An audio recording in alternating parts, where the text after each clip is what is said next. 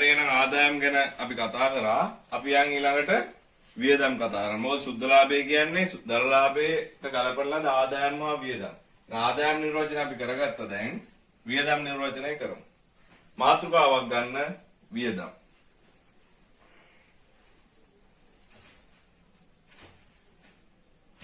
මාතෘකාවක් වියදම්. ඔන්න මම මේ ආකාරයට වියදම් නිර්වචනය කරනවා. මතක තියාගන්න බලාගන්න. මම කිව්වා හිමිකම් වෙනස් වෙන්න පුළුවන් සාධක හතරක් තියෙනවා. අමතර ප්‍රාග්ධනය, ආදායම්, ගැනිලි, වියදම්. ඒ යටතෙන් මම දැන් වියදම් කතා කරන්න හදන්නේ. හිමිකම් වැඩි වෙන්න බලපාන සාධක දෙකයි ආදායම් සහ අමතර ප්‍රාග්ධනය. හිමිකම් අඩු වෙන්න බලපාන සාධක දෙකයි මේ හතරෙන් ගැනිලි, වියදම්. මම එක පැත්තෙම ලියුවේ ඔයගොල්ලෝ මතක තියාගන්න ලේසි වෙන විදිහට. එහෙනම් මම දැන් වියදම් නිර්වචනය කරන්නේ වියදම් කියලා දෙන්නේ මම වියදම් මෙන්න මෙහෙම නිර්වචනය කරනවා. අයිතිකරුවන්ගේ ගැනිලි හැර හිමිකමේ සිදුවන සියලු අඩුවීම් වියදම් වේ. අයිතිකරුවන්ගේ ගැනිලි හැර හිමිකමේ සිදුවන සියලු අඩුවීම් වියදම් වේ. හරි නේද? හිමිකම අඩු වෙන්න බලපාන සාධක දෙකයි නම් තියෙන්නේ. ගැනිලි ටික නැති වුණාට පස්සේ ඉතුරු සියල්ලම එන්න ඕනේ වියදම් තමයි එන. එහෙනම් වියදම් කියන්නේ අයිතිකරුවන්ගේ ගැනිලි හැර හිමිකමේ සිදුවන සියලු අඩුවීම්. පැහැදිලිද? ලියා ගන්න. වියදම් යටතේ අයිතිකරුවන්ගේ ගැනිලි හැර හිමිකමේ සිදුවන සියලුම අඩුවීම් වියදම් වේ. අයිතිකරුවන්ගේ ගැනිලි හැර හිමිකමේ සිදුවන සියලු අඩුවීම් වියදම් වේ. හරි? මං කිව්වා වියදම් ප්‍රධාන ආකාර හතරකට අපිට කතා කරන්න පුළුවන් කියලා. ලියා ගන්න වෙනම නිර්වචනයට යටින් වියදම් ප්‍රධාන ආකාර හතරකට වර්ග කළ හැක. වියදම් ප්‍රධාන ආකාර හතරකට වර්ග කළ හැක. වියදම් ප්‍රධාන ආකාර හතරකට වර්ග කළ හැක. 1 ලියා ගන්න 1 බෙදා හැරීමේ වියදම්. 2 පරිපාලන වියදම්. මෙඩම් විස්තර කරනවා දැන් ඔහොම ලියාගෙන යන්න පහළට 1 බෙදා හැරීමේ වියදම්. 2 පරිපාලන වියදම්. 3 වෙනත් වියදම්. 4 මූල්‍ය වියදම්. වියදම් ප්‍රධාන වර්ග හතරකට අපි ගලපනවා බෙදනවා. 1 බෙදා හැරීමේ වියදම්. 2 පරිපාලන වියදම්. 3 වෙනත් වියදම්. 4 මූල්‍ය වියදම්. හරි? අපි මේ හතර වෙන වෙනම පැහැදිලි කරමු මොනවද මේ වියදම් වර්ග කියලා. ගන්න මුලින්ම මාතෘකාවක් බෙදා හැරීමේ වියදම්. මුලින්ම මාතෘකාවක් ගන්න 1 කියලා දාලා බෙදා හැරීමේ වියදම්.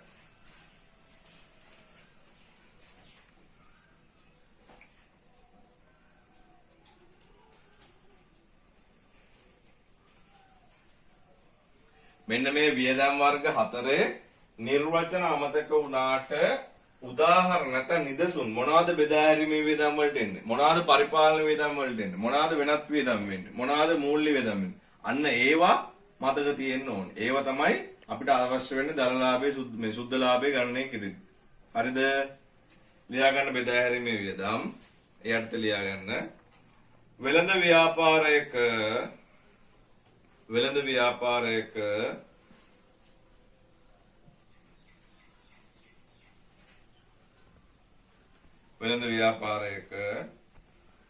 විකිණීමේ හා බෙදා හැරීමේ කටයුතු සඳහා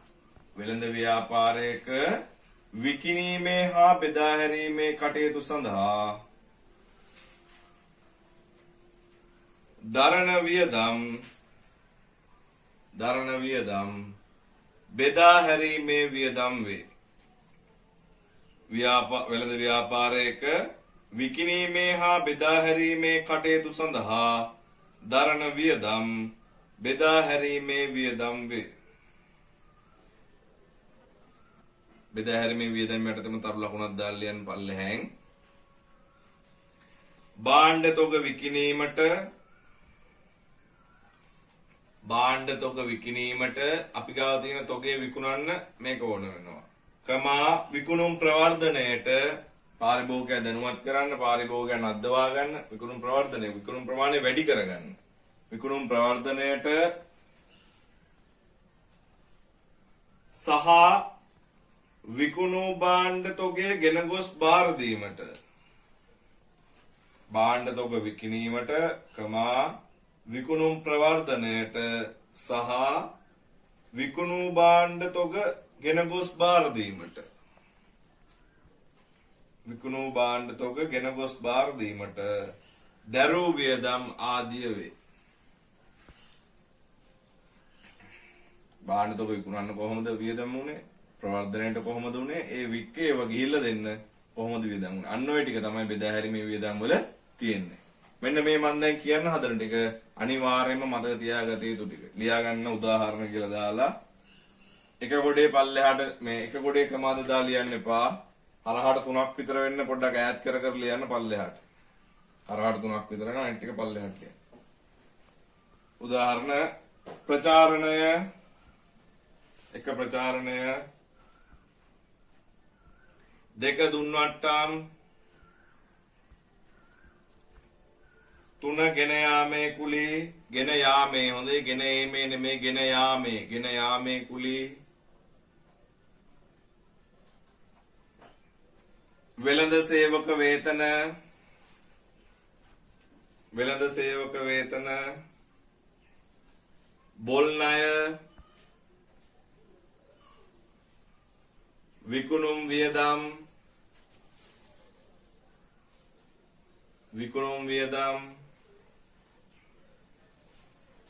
මෙන්න මේ ඊළඟට කියන්නේ හොඳට මතක තියාගන්න. ගානක විශේෂ සටහනකින් කියලා නැත්තම් ගානක කියන්නේ විශේෂයෙන් අවධානය කරලා නැත්තම් ශ්‍රේ කියලා දෙයක් ඕගොල්ලෝ අහලා තියෙනවා. ශ්‍රේ කියන්නේ මෙන්න මෙහෙම දෙයක්. දීපලක් අපි ගත්තට පස්සේ බොහෝ වෙලාවට ජංගම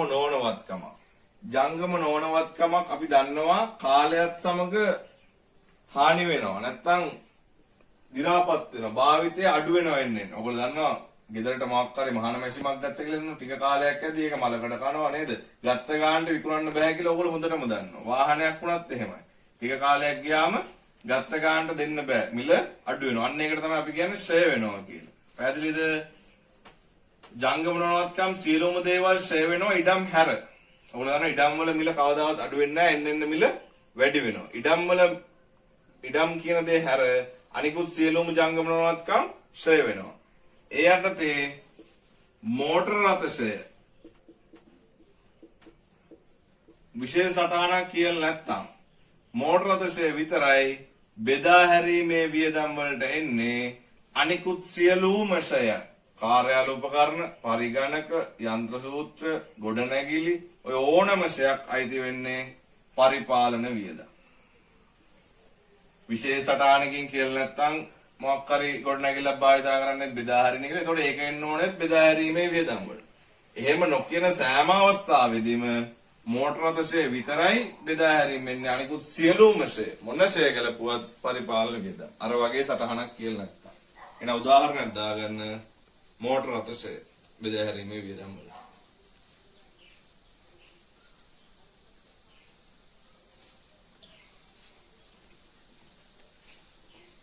හරි බෙදා හැරීමේ වියදම් කියන අන්න ඒ ටික. ඊළඟ දෙවෙනි එක අපි කතා කරමු පරිපාලන වියදම්. මම ආයෙත් කියනවා මේ සම්බන්ධයෙන් මොන හරි තේරෙන්නේ නැත්නම් කියන්න O level පේපරේ 2019 ලකුණු 16 ගාණක් සෙකන්ඩ් එකේ ලකුණු 8යි ෆස්ට් එකේ ලකුණු 8යි සෙකන්ඩ් එකේ තෝරගන්න තිබ්බට හදන්න නැතුව අතහැරියත් ෆස්ට් එකේ ලකුණු 8 අතාරින්න බෑ. ඒක නිසා තේරෙන්න දේවල් තියෙනවා අනිවාර්යෙන් අහන්න. දැන් මේක අද මං සුද්ධලාභය හදන තැනට නම් කරලා නවත්තන්නේ. එතකොට මේ හතරවෙනි පාඩමේ භාගයක් ඉවරයි. අපි ඊට පස්සේ මූල தත්ත්වය කතා කරන්න තියෙන. එතකොට තව දෙපාරක් විතර වීඩියෝ වලින් මම සම්පූර්ණ පාඩම ඉවර කරනවා. ඒ නිසා නෝට් සම්පූර්ණ කරගන්න, ගණන් හදන්න, ගැටලු තියෙන තැන් කියන්න. දෙවෙනි එක පරිපාලන වියදම්. ලියා ගන්න පරිපාලන වියදම්. ව්‍යාපාර ආයතන වෙනුවෙන් හා ව්‍යාපාර ආයතනය වෙනුවෙන් හා ව්‍යාපාර ආයතනය වෙනුවෙන් හා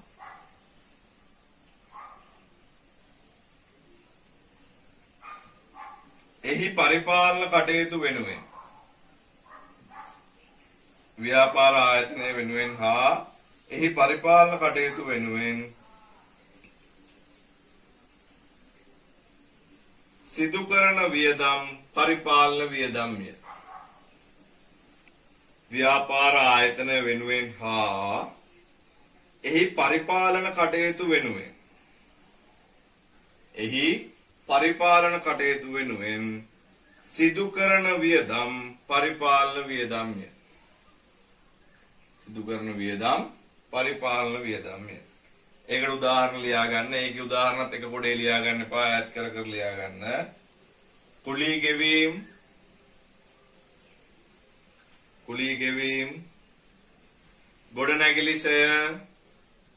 ගොඩනැගිලි ෂය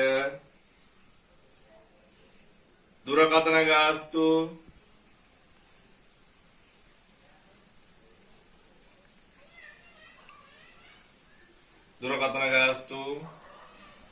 රක්ෂණ ගාස්තු විදුලි ගාස්තු අලුත් වැඩියා වියදම් ගොඩනැගිල්ල සම්බන්ධයෙන් ගොඩනැගිල්ල අලුත් වැඩියා වියදම් ලිපි ද්‍රව්‍ය වියදම් කාර්යාල උපකරණ ෂය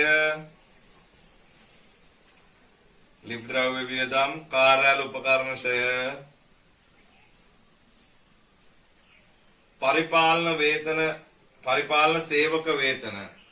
පරිපාලන සේවක වේතන ඔය වගේ දේවල් අපිට ගන්න පුළුවන් පරිපාලන වියදම් යටතේ. හරි අපි තුන්වෙනි එක කතා කරමු ඊළඟට. මේ තියරි ටික අපි ඉක්මනට ලියලා ඉවර කරගමු. තුන්වෙනි එක වෙනත් වියදම්.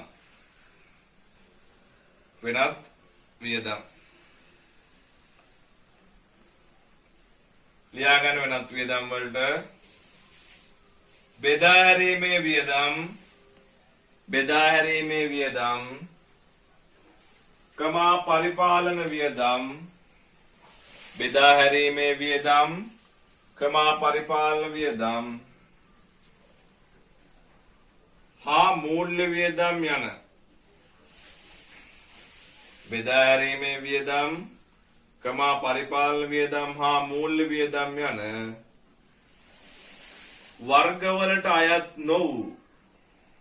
වර්ගවලට අයත් නොවූ වියදම් හා අලාභ වර්ගවලට අයත් නොවූ වියදම් හා අලාභ වෙනත් වියදම් වේ. උදාහරණ මුදල් වංචා අලාභ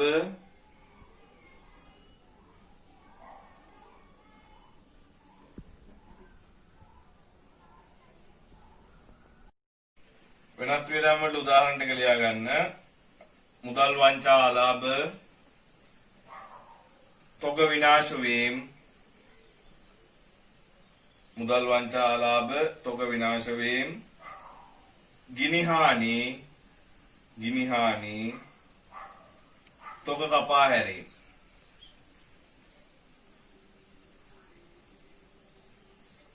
මුදල් වංචා අලාභ තොග විනාශ වීම ගිනි හානි තොග කපා හැරීම. හරි තුනක් කතා කරලා ඉවරයි. අපි හතරවෙනි එකත් කතා කරලා ඉවර කරගමු. මාතෘකාව ගන්න මූල්‍ය වියදම්.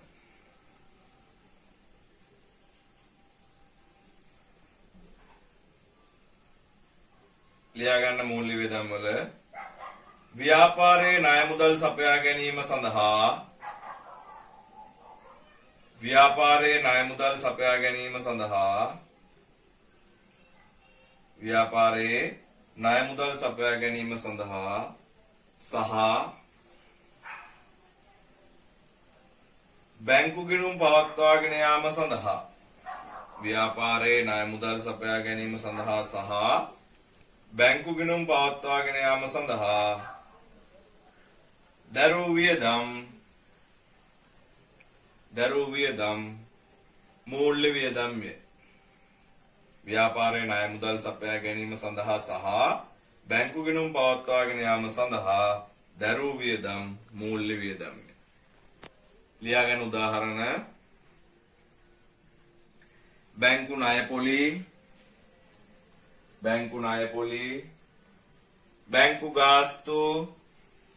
බැංකු ගාස්තු බැංකු අයිරා පොලි බැංකු ණය පොලි බැංකු ගාස්තු බැංකු අයිරා පොලි හරි ඒ අනුව මේ වියදම් හතර කතා කරලා ඉවරයි අපි දැන් ධනලාභයට ආදායම් හා වියදම් ගැලපීමෙන් සුද්ධ ලාභය ඉන්නේ කොහොමද කියලා ගානකින් බලමු. එතකොට ඕගොල්ලන්ට තවත් අවබෝධ වෙයි මේක වෙන්නේ කොහොමද කියලා. හරි? ලියාගන්න අභ්‍යාසාංග 5 කියලා දාලා අභ්‍යාසාංග 5 කියලා දාලා ලියාගන්න. සිල්වාගේ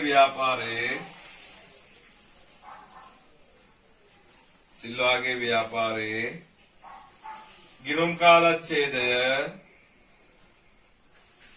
ගිණුම් කාලච්ඡේදය 2019-12-31 ගෙන් අවසන් වන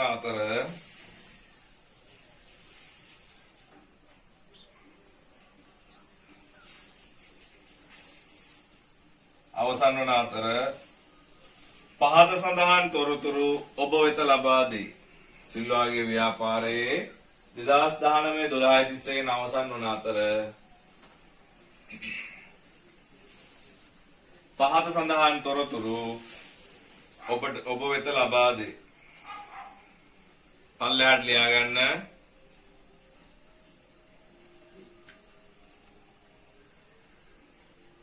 ධනලාභය ලක්ෂ 2යි.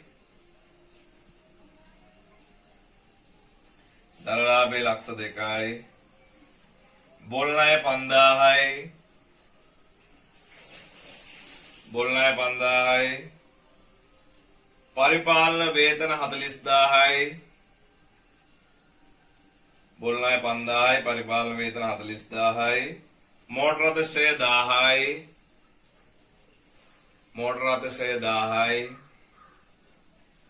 ලද වට්ටම් 5000යි.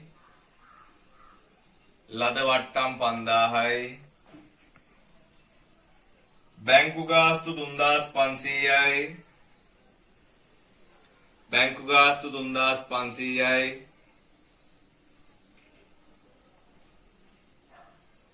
ප්‍රචාරණය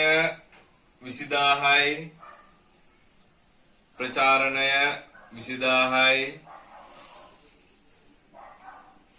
රක්ෂණ ගාස්තු 16000යි.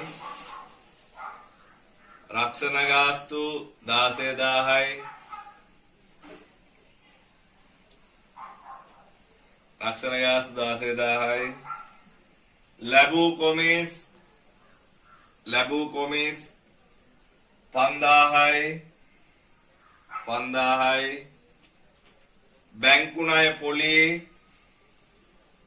බැංකු ණය පොලි 3000යි. මානාය ගණතුරු ටික ධනලාභය ලක්ෂ 2යි. බොල් ණය 5000යි. පරිපාලන වේතන 40000යි. මෝටර අතිශය 10000යි. ලද වට්ටම් 5000යි. බැංකු ගාස්තු 3500යි. ප්‍රචාරණය 20000යි. රක්ෂණ ගාස්තු 16000යි. ලැබූ කොමිස් 5000යි. බැංකු ණය පොලි 3000යි. යටින් ලියා ගන්න. අවශ්‍ය වන්නේ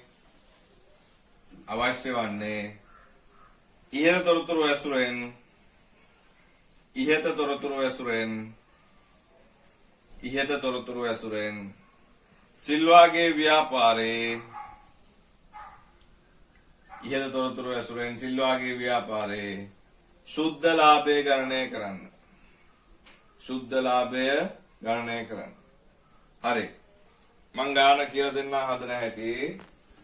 ඒකෙත් අර වගේමයි තීරු දෙකක් සහිත ගිණුමක් ගන්නවා. මේවා හරබැර තීරු නෙමෙයි.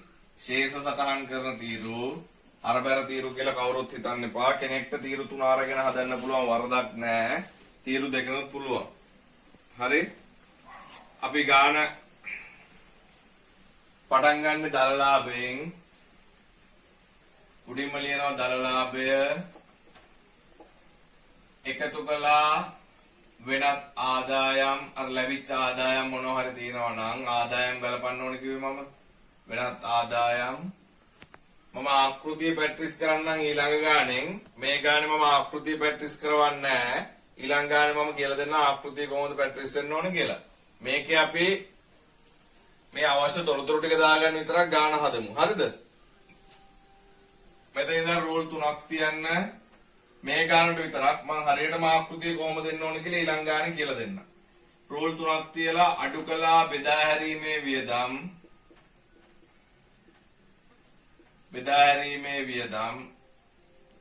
ඒක ලියලා මේ ගානට අදාළව රූල් හතරක් තියන්න මේ ගානට සම්පූර්ණ ගාන වලට මේක නෙමෙයි මං කියන්නේ මේ ගානට ඒක ලියලා රූල් හතරක් තියලා අඩු කළා පරිපාලන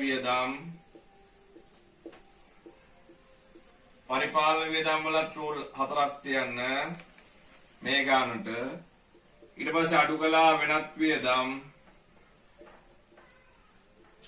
මේ ගානට ඒකට රූල් තුනක් තියන්න අවසාන වශයෙන් අඩු කළා මූල්‍ය වියදම් මේ ගානට ඒකටත් රූල් තුනක් තියන්න අවසන් උත්තරේ සුද්ධ ලාභය හරි ඔන්න ඔය තමයි සුද්ධ ලාභය ගණනය කිරීමේ ආකෘතිය ලාභවල ප්‍රකාශය ගණනය කිරීමේ ආකෘතිය මම ඊළඟට කියලා දෙනවා මේ ගානට අදාළව මේ තොරතුරු ටික දාලා බලමු අපිට කෙලින්ම දීලා දිනවා ධන ලාභය ලක්ෂ 2ක් කියලා ධන ලාභය කෙලින් දානවා දෙවෙනි රූලට ලක්ෂ 2යි බොල් ණය කියන්නේ බෙදා හැරීමේ වියදම් මං කිව්ව උදාහරණ මතක තියෙන්න ඕනේ කියලා බොල් ණය 5000ක් පළවෙනි රූලට පරිපාලන වේතන මං කිව්ව පරිපාලන වියදම් වලට එන්න ඕනේ කියලා පරිපාලන වේතන 40000ක් පළවෙනි රූලට मोटर रथ से मन को बेदा हरी मोटर रथ से पलवेनी तीरोड दान 10000ක්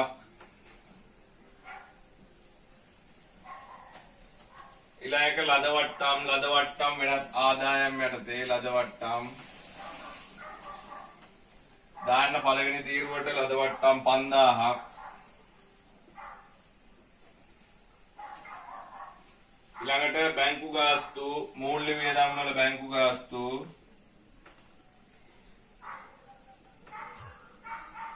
මූල්‍ය වියදම් වල බැංකු ගාස්තු 3500යි පළවෙනි තීරුවට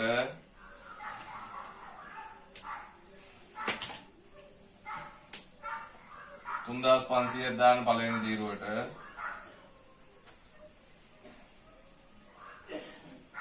ඊළඟට තියෙනවා ප්‍රචාරණයෙන් උන බෙදා හැරීම ප්‍රචාරණය බෙදා හැරීම යටතේ දාන 20000යි මේ පළවෙනි තීරුවට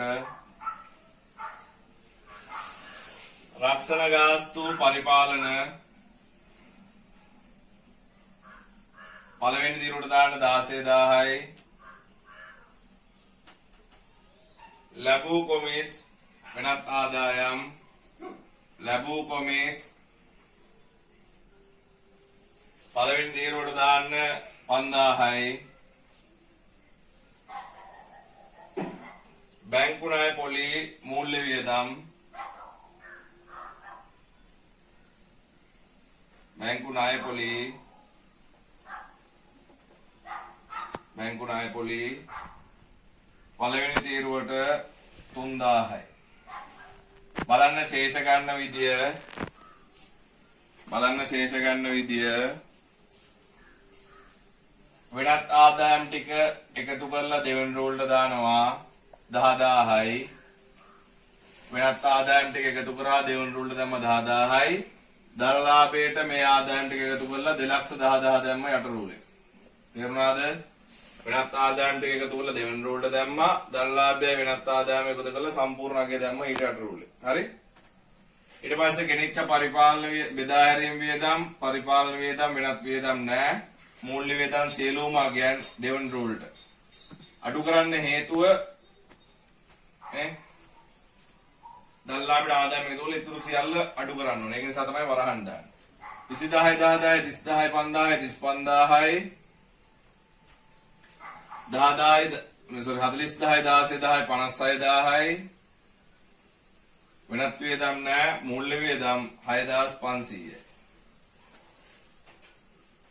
කෙනෙක්ට ඕනම් පුළුවන් මේකෙන් මේක අඩු කර ඇවිල්ලා ඉන්න පුළුවන්. නැත්නම් කෙනෙක්ට පුළුවන් මේ අඩු කරන්න ඕන ටික වෙනම පැත්තකින් ලියනවා. දැහැරීමේ වියදම් වල එකතුව 35000යි. පරිපාලන වියදම් වල එකතුව 56000යි. මූල්‍ය වියදම් වල එකතුව 6500යි. වෙන මේ ටික එකතුව ගත්තාම අපිට එනවා 0.05යි 6 12යි 5යි 17න් 7 දැන් එකක් ඉතුරුයි 8යි 9යි 97500යි. වියදම් ටික එකතුව 97500යි. මෙන්න තියෙනවා දල්ලාභේ වෙනත් ආදායම් වල එකතුව 210000යි. 210000න් 97500ක් අඩු කරන්න. එතකොට අපිට එනවා සුද්ධ ලාභය 0.05යි 2යි 1යි 112500යි. සුද්ධ ලාභේ ව්‍යාපාරේ 112500යි. හදපැඩ තේරුණාද? සුද්ධ ලාභය දැම්මා, ආදායම් ටික එකතු දෙවෙනි රූල්ට දැම්මා, වියදම් ටික එකතු නඩු කිරීමේ ලකුණත් එක්ක දෙවෙනි රූල්ට දාලා දර ලාභයට ආදායම එකතු කරලා ඒන ශේෂයෙන් මෙන්න මේ වියදම් ටික අඩු කරා. වියදම් ටික අගයන් ටික වෙනම ගත්තා. දර ලාභයට ආදායම එකතු කරලා ආපු ශේෂයෙන් ඒ වියදම් ටික අඩු කරා. එතකොට එනවා සුද්ධ ලාභය.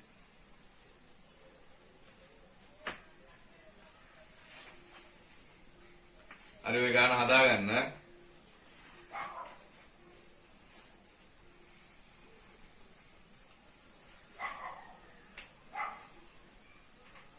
අපි දැන් පැට්‍රිස් කරමු. අපි කතා කරා කොහොමද දැන් දර ලාභය හොයන්න ඕනේ, කොහොමද දැන් සුද්ධ ලාභය හොයන්න ඕනේ කියලා. දර ලාභය සහ සුද්ධ ලාභය දෙකම එකතු වුණාම අපි කියනවා මොකක් කියලාද? ලාභ හෝ අලාභ ප්‍රකාශනය කියලා. අපි දැන් එනම් කතා කරමු ලාභ හෝ අලාභ ප්‍රකාශය සම්පූර්ණ ප්‍රකාශනය කොහොමද හැදෙන්නේ කියලා. මාතෘකාවක් ගන්න. ලාභ හෝ අලාභ ප්‍රකාශනයක ආකෘතිය. මාතෘකාවක් ගන්න. ලාභ හෝ අලාභ ප්‍රකාශනයක ආකෘතිය.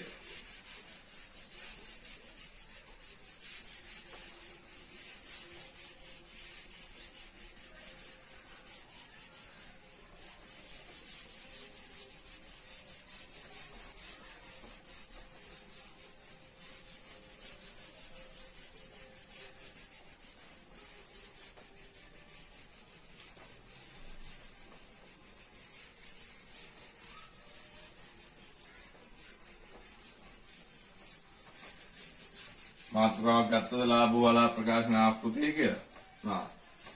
ඔන්න බලා ගන්න මේක තමයි අපිට හදන්න වෙන සම්පූර්ණ ගාන. මේකට තව ගැළපිලි එකතු වෙනවා ඊළඟ පාඩමෙන්. දැනට ඕගොල්ලෝ දැනගන්න ඕන සම්පූර්ණ ගාන මෙන්න මේක.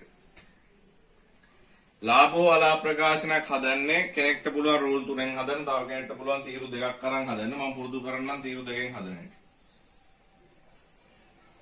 ඔන්න ඔය විදිහට තීරු 2ක් ගන්න. අර දර ලාභය හොයපු එකයි සුද්ධ ලාභය එකතු කරන්න තියෙන්නේ. එතකොට හරි ලාභ වල ප්‍රකාශ වෙනවා. ලාභ වල ප්‍රකාශය හදන්න කලින් මෙන්න මේ තොරතුරු ටික දැනගන්න ඕනේ. පළවෙනි තොරතුර. ලාභ වල ප්‍රකාශය හදන්නේ කිසියම් කාලච්ඡේදයකට. ලාභ වල ප්‍රකාශය හදන්නේ කිසියම් කාලච්ඡේදයකට. ඒ කියන්නේ ලාභ වල ප්‍රකාශ හදන්නේ කිසියම් කාලච්ඡේදයකට. ඒ කියන්නේ යම් කිසි දිනකට නෙමෙයි. අවුරුද්දක් පුරාවට මාසයක් පුරාවට ආදායම් මොකද උනේ වියදම් මොකද උනේ අන්න ඒක ගැන කතා කරන කාලයක් අතර මොකද උනේ කියලා තමයි ආදායම් ප්‍රකාශය නැත්නම් ලාභ වලා ප්‍රකාශය කරන්නේ. හරිද? එතකොට මූල තත්ත්වය අපි හදන්නේ දිනකට. 12:31 දවසට වත්කම් කොච්චරක් තියෙනවද? හිමිකම් කොච්චරක් තියෙනවද? වගකීම් කොච්චරද? හැබැයි මේක කරන්නේ අවුරුද්දක් ඇතුළේ දෝලණය වෙච්ච දේවල් තමයි කතා කරන්නේ. හරිද? දෙවෙනි එක. ආදායම් ප්‍රකාශ නැත්නම් ලාභ වලා ප්‍රකාශ අපි හදන්න යොදාගන්නේ ව්‍යාපාරයක ආදායම් සහ වියදම් පමණයි. එහෙනම් ගානක ඕගොල්ලන්ට වගකීම් වත්කම් හිමිකම් දීලා තිබ්බොත් ලාභ වලා ප්‍රකාශ රේව ගන්නවද? නැහැ. ලාභ වලා ප්‍රකාශය දන්නේ ආදායම් හා වියදම් පමණක් පදනම් කරගෙන. පැහැදිලිද? හදන්නේ කාලච්ඡේදයකට යොදාගන්නේ ආදායම් හා වියදම් පමණයි. දැනගත යුතු ඊළඟ කරුණ පස්වෙනි පාඩමේ මේක ආවරණය වෙනවා. දැන් පොඩ්ඩක් දැනගෙන යන්න මේක. එතකොට පස්වෙනි පාඩමේදී ලේසි. උපජිත සංකල්පයට තමයි මේ ලාභ වලා ප්‍රකාශය පිළිල කරන්නේ. මොකද්ද මේ උපජිත සංකල්පය කියන්නේ? උපජිත සංකල්පය කියන්නේ මුදලින් ලැබුණා හෝ නොලැබුණා. ඔළුවට දාගන්න. මුදලින් ලැබුණා හෝ නොලැබුණා. මුදලින් ගෙව්වා හෝ නොගෙව්වා. ආයි බලන්න. උපජිත සංකල්පය කියන්නේ මුදලින් ලැබුණා හෝ නොලැබුණා. මුදලින් ගෙව්වා හෝ නොගෙව්වා. යම්කිසි ආදායමක් හෝ වියදමක් වර්ෂයට අදාළයි නම් ඒ සියලු ආදායම් වියදම් ගැලපිය යුතුයි. ඒ කියන්නේ ආදායම් ප්‍රකාශය හදද්දී යම් කාලච්ඡේදයට අදාළ ආදායමක් වියදමක් ඒ අවුරුද්ද තුල ගෙවලා තිබ්බත් නැතත් මුදලින් නැත්නම් අපිට ලැබෙන්න ඕන දෙයක් මුදලින් ලැබුණත් නැතත් අවුරුද්දට අදාළයි නම් ඒ සියලුම දේවල් ගලපන්න ඕන. හරි? ඕක අපි විස්තරාත්මකව පස්වෙනි පාඩමේ ගැලපුම් පාඩමේදී කතා කරනවා. දැන්ට ඕගොල්ලෝ නිකන් ඔළුවේ තියාගන්න එහෙම සංකල්පයකින් තමයි මේක හදන්නේ කියලා. එහෙනම් මේ ප්‍රධාන කරුණු තුන පෙරදරි කරගෙන තමයි ආදායම් ප්‍රකාශ නැත්නම් ලාභ වලා ප්‍රකාශය හදන්නේ. මොනවාද? යම්කිසි කාලච්ඡේදයකට හදන්නේ ආදායම් හා වියදම් පදනම් කරගෙන හදන්නේ උපජිත සංකල්පය තමයි බලපාන්නේ. අපි ආකෘතිය කතා කරමු දැන්.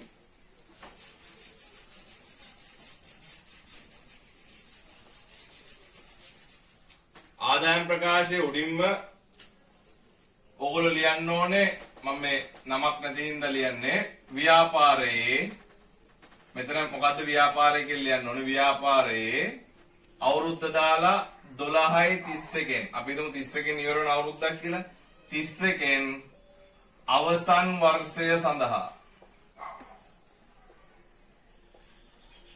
මෙතන තිත්පේරියත් තේල් දෙන ව්‍යාපාරයේ නමක් අපි හිතමු සඳුන් ව්‍යාපාරයේ 2019 12:31 අවසන් වර්ෂය සඳහා ලාභ හෝ අලාභ ප්‍රකාශනය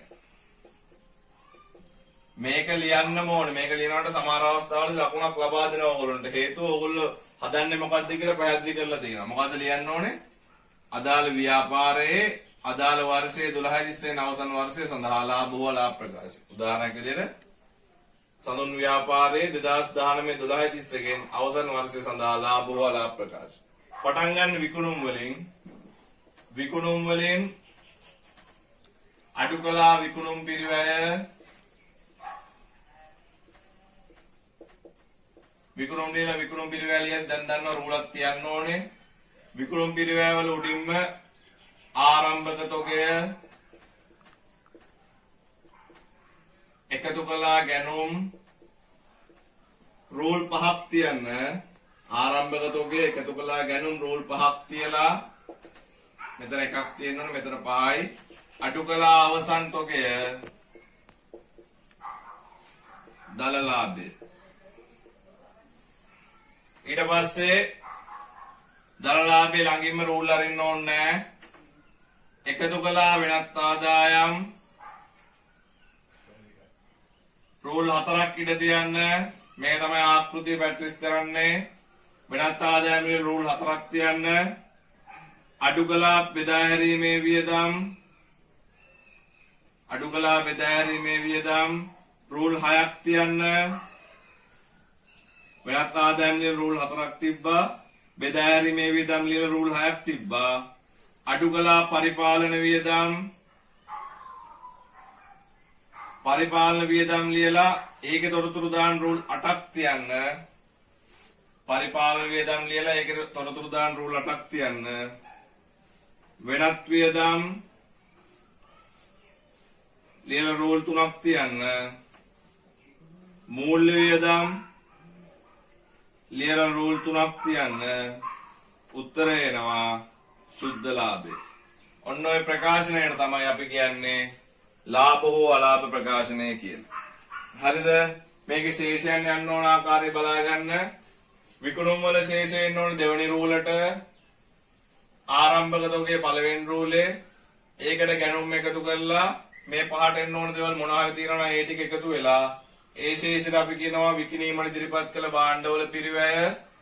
ඒකෙන් අඩු කරනවා අවසන් තොගය. එතකොට එනවා ව්‍යාපාරයේ විකුණුම් පිරිවැය. විකුණුම් වලින් විකුණුම් පිරිවැය අඩු කරාම එනවා අපිට දල ලාභය. දල ලාභයට වෙනත් ආදායම් යටතේ තියෙන දේවල් අපි හිතමු ලද වට්ටමක්, ලද ගෙවල් කුලිය ආදායමක්, ලද ස්ථාවර තැන්පතු පොලි ආදායමක්, ඔය වගේ දේවල් ටික එකතු වෙලා ඒ ශේෂය යන්න ඕන දෙවෙනි රූලට. එතකොට දල ලාභයයි වෙනත් ආදායම එකතු කරලා ඔන්නෝම පෙන්වන්න ඕනේ. ඊට පස්සේ බෙදා හැරීමේ වියදම්, ප්‍රචාරණයක්, බොල් ණය කපා හැරීමක්, දුන් වට්ටමක්, ඔය වගේ දේවල් එන්න ඕනේ. ඒ ටිකේ ශේෂය අරන් ගිහිල්ලා දෙවෙනි රූල්ට දාලා වරහන් කරන්න ඕනේ. පරිපාලන වියදම්, පරිපාලන සේවක වේතන, රක්ෂණ ගාස්තු, ගොඩනැගිලි කුලී, කාර්යාල උපකරණ ශ්‍රය, ඔය වගේ දේවල් එන්න ඕනේ. ඒ දේවල් වල එකතු අරන් දෙවෙනි රූල්ට දාලා වරහන් කරා. වෙනත් වියදම් වලට එනවා මුදල් වංචා අලාභ, ගිනි හානි, තොග කපා හැරීම්, ඒ වගේ දේවල් එකතු කරලා දෙවෙනි රූල්ට දාන්න. මූල්‍ය වියදම් වලට එනවා බැංකු ගාස්තු, බැංකු ණය පොලි, බැංකු අයිරා පොලි වගේ දේවල්. ඒ දේවල් එකතු කරලා දෙවෙනි රූල්ට දාන්න. ඊට පස්සේ වියදම් වල එකතු වෙනම පැත්තකින් ගන්න. මේ වියදම් හතර එකතු වෙනම පැත්තකින් අරගෙන ඒ වියදම් හතරේ එකතුව මෙන්න මේ දල ලාභයට ආදායම් ගලපලා උත්තරෙන් අඩු කරා වෙනවා සුද්ධ ලාභය. ඔක තමයි සුද්ධ ලාභය හේීමේ ආකෘතිය. මතක තියාගන්න මෙන්න මේ රූල් ටික අනිවාර්යයෙන්ම තියලා ගන්න රූල් කරන්න. මෙච්චර පුණු පුණා කියන්නේ හේතුව ඕගොල්ලෝ ගාන නැත්තම් තනින් තන හොය හදන්න පටන් ගන්නවා. මුලින් බලනවා විකුණුම් කොහෙද, ගානේ හොයනවා විකුණුම් කොතනද තියෙන්නේ කියලා. ඊට පස්සේ බලනවා ආරම්භක තොගය, ගාන පිටු පෙරල හොයනවා ආරම්භක තොගය කොහෙද කියලා. ඊට පස්සේ ගැණුම් හොයනවා පිටු පෙරල එහෙම එපා. ගාන දීලා තියෙන පිළිවෙලට අපිට හදාගෙන යන්න පුළුවන්. හරිද? මේ විදිහට ඉඳ තියදී හදුවනම්. ඒක නිසා මෙන්න මේ ආකෘතිය පුරුදු වෙන්න. විකුණුම් ලියලා රූලක් තිබ්බා, ගැණුම් වල ඉඳන් 5ක් තිබ්බා, වෙනත් ආදායම් වල 4ක් තිබ්බා, බෙදා හැරීම් වියදම් වලට 6ක් තිබ්බා, පරිපාලන වලට 8ක් තිබ්බා, වෙනත් වියදම් 3යි, මූල්‍ය වියදම් 3යි. ඔය ආකෘතිය සටහන් කරගමු. ලියා ගන්න ඕගොල්ලෝ ආකෘතිය.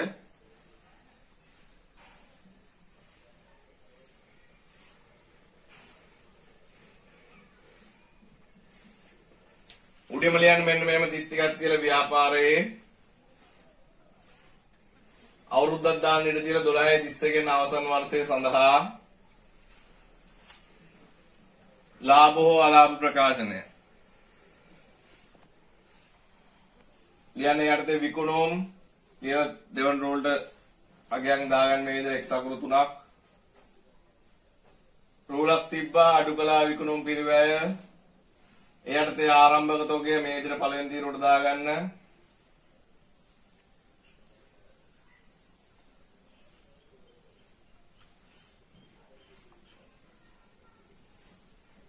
ඊළඟ එකතු කළා ගැණුම් දෙවෙනි රූල්ට දාන්න මේ විදිහට.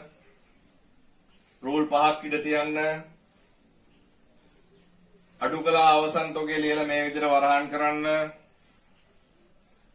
මෙන්න මෙතන ආපු උත්තරේ. ඒ කියන්නේ විකුණු භාණ්ඩවල විකිණීමට ඉදිරිපත් කළ භාණ්ඩවල පිරිවැයෙන් අවසන් තොගය අඩු කරලා එන උත්තරේ මේ විකුණුම් පිරිවැය. මේ විකුණුම් වලින් මේ විකුණුම් පිරිවැය අඩු වුණාම දල ලාභය. ඊට පස්සේ වෙනත් ආදායම් රූල් 4ක් තියන්න. වෙනත් ආදායම් වලට මෙන්න මේ උදාහරණ තියන්න රූල් 4ක් තියලා. හරි? රූල් 4ක් තියන්නේ 4 ඇතුලේ මේ ටික ලියන්න. හරි? මම දෙකක් විතර කියන්නම්. ඔයගොල්ලෝ රූල් 4ක් ඉඳ තියන්න. මේ ආකෘතිය මේ විදිහටම ගහගන්න. අර ඉඳ තියන්නේක රූල් 4 ඇතුලේ ලියා ගන්න ලද වට්ටම් මේ විදිහට දාන්න ලද වට්ටම් කියලා පළවෙනි තෝරේ අගයක් දාන්න මේ විදිහට xx කියලා දැන් දාන්න ගෙවල් කුලිය ආදායම්. ඒ වෙනත් ආදායම් වලට එන්න ඕන. ඊට පස්සේ බෙදා හැරීමේ වියදම්. බෙදා හැරීමේ වියදම් වල රූල් 6ක් තියන්න කිව්වා. ඒ රූල් 6 ඇතුලේ ලියා ගන්න මේවා. ප්‍රචාරණය මේ විතර එකතුව දාන්න දෙවන රූල්ට මේ පළවෙනි තීරුවෙන් දාන්න ප්‍රචාරණය කෙලින් අගයක්. ප්‍රචාරණය බොල් ණය ඒකත් එහෙමයි. දුන් වට්ටම් ඒකත් එහෙමයි. ඊට පස්සේ වෙනත් වියදම් පරිපාලන වියදම්. පරිපාලන වියදම් වල රූල් 8යි. රූල් 8 ඇතුලේ මේවා ලියා ගන්න. දුරකථන ගාස්තු, විදුලි ගාස්තු, යන්ත්‍රශය, රක්ෂණ ගාස්තු. ඒ ටිකටත් මේ වගේ XX අකුරු දාගන්න. ඊළඟට යන්න වෙනත් වියදම් වලට.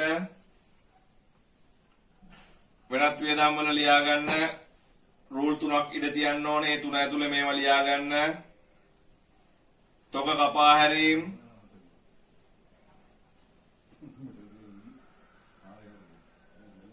මුදල් වංචා, ඒවටත් මේ වගේ XX දාගන්න. අන්තිමම එක මූල්‍ය වියදම්. මූල්‍ය වියදම් ලියලා රූල් 3ක් ඉඳ තියන්න. ඒ රූල් 3 ඇතුලේ මේ ටික ලියා ගන්න. බැංකු ගාස්තු, බැංකු ණය පොලි, ඒ දෙකෙත් අගයන් පෙන්වන්න මේ වගේ X අකුරු දාගන්න. ඊට පස්සේ වෙනත් ආදායම් වල දාපු X අකුරු එකතු කරලා දෙවන රූල්ට දාලා දල්ලාභයට ඒක එකතු කරලා මෙහෙම පෙන්වන්න. බෙදා හැරීම වියදම් වල ටික එකතු කරලා X අකුරු වරන් මෙහෙම වරහන් කරලා පෙන්වන්න දෙවන රූල. පරිපාලනත් එහෙම කරන්න. වෙනත් වියදනුත් එහෙම කරන්න.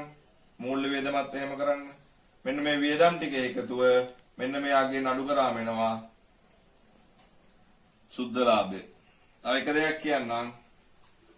යම් ගානක වෙළඳ ගිණුම හදන්නේ කියලා තිබ්බොත් ආගන්න මේක යම් ගානක වෙළඳ ගිණුම හදන්නේ කියලා තිබ්බොත් වෙළඳ ගිණුම කියන්නේ ව්‍යාපාරයේ දල ලාභය සොයන කොටසට පමණයි. ඒ කියන්නේ සුද්ධ ලාභය හොයන්න ඕනේ නැහැ. වෙළඳ ව්‍යාපාරයක වෙළඳ ගිණුම හදන්නේ කියලා තිබ්බොත් වෙළඳ ගිණුම කියන්නේ විකුණුම් වල ඉඳන් දල ලාභයට එනකන් අදාළ කොටස පමණයි. පැහැදිලිද? හරි. ඔතනින් අපි සුද්ධ ලාභයට අදාළ ආකෘතිය කතා කරා. සුද්ධ ලාභයට අදාළ ගණනය කිරීම ඊළඟ වීඩියෝෙන් අපි බලාපොරොත්තු වෙමු. හරි. මම ආයෙත් කියනවා මේ පාඩම අමාරු පාඩමක් නෙමෙයි. ගිය පාර 2019 O level පේපරේත් ලකුණු 16ක් තිබ්බ මේ පාඩමට අදාළව. පළවෙනි කොටසෙන් ලකුණු 8කුත් දෙවෙනි කොටසෙන් ලකුණු 8කුත්. ඔයගොල්ලෝ දන්නවා දෙවෙනි කොටසේ කවුන්ට් වලින් තෝරගන්න ප්‍රශ්නයක් විදිහට මේක එන්නේ. කැමති නම් ඔයගොල්ලෝ අතාරින්න පුළුවන්. අතෑරියත් පළවෙනි කොටසේ එන ලකුණු 8 අතාරින්න බෑ. ඒක නිසා මේ පාඩම අතාර ගන්න එපා අපරාධේ. දැන් අද වෙද්දී පාඩමෙන් භාගයක් කරලා ඉවරයි. සුද්ධ ලාභය හොයන තරමට වෙනකන්. ඒතකොට අපිට තව කතා කරන්න තියෙන හතරවෙනි පාඩමේ මූල්‍ය තත්ත්ව ප්‍රකාශය විතරයි. ඒතකොට මේ වගේ තව මෙවැනි වීඩියෝ දෙකකින් අපි මූල්‍ය තත්ත්ව ප්‍රකාශය අවසන් කරන්න පුළුවන්. එහෙම වුණාම අපිට හතරවෙනි පාඩම සම්පූර්ණයෙන් අවසానයි. ඒක නිසා ඊට පස්සේ මේ පාඩම නැතුව ගැලපුම් සටහන් කරන්නත් බෑ. ඒක නිසා මේ වගේ ගණන් හදන්න, තියරි නෝට් ටික ලියා ගන්න, මොනවා හරි ගැටලුවක් තියෙන තැනක් තියෙනවා නම් යොමු කරන්න අනිවාර්යෙන් පිළිතුරු දෙන්නම් ඒවට. මොනවා හරි ප්‍රශ්න තියෙනවා නම් ඉදිරිපත් කරන්න. අපි නැවතත් මූල්‍ය තත්ත්ව ප්‍රකාශය හා දල්ලාභයේ සුද්ධ ලාභයේ ගණනය සමග මුණ ගැහුණු සියලු දෙනාටම සුබ දවසක්.